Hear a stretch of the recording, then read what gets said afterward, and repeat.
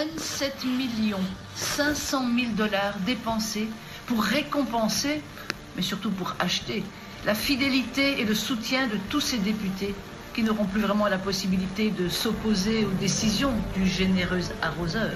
Qui osera refuser ce splendide cadeau là-bas? Qui osera renoncer à ce signe extérieur de réussite sociale et professionnelle au nom de l'équité, de la justice sociale et de l'éthique politique?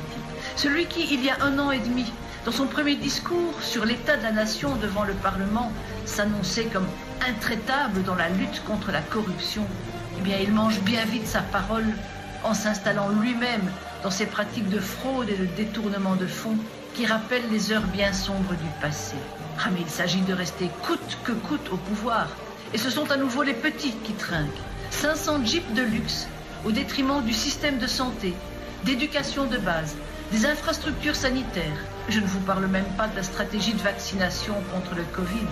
La RDC a à peine injecté 50 000 doses à sa population de plus de 100 millions d'habitants.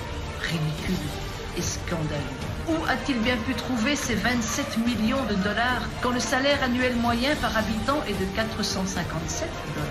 Comment peut-il espérer être pris au sérieux par la communauté internationale quand il se discrédite dans de telles pratiques, alors que son sous-sol regorge de richesses? La RDC est un des pays les plus pauvres du monde et l'un des plus corrompus. Il occupe la 161e place sur 180 dans le classement des pays les plus corrompus. Quelle honte! Des populations entières ont dû fuir Goma, laisser leurs maisons et leurs maigres biens en raison de l'irruption du volcan Nyiragongo.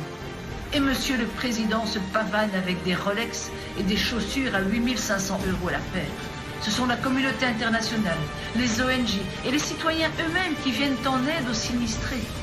Alors que la classe politique assure ses arrières financièrement, met à l'abri ses petits protégés en détournant l'argent public et probablement les aides internationales destinées à soutenir la population.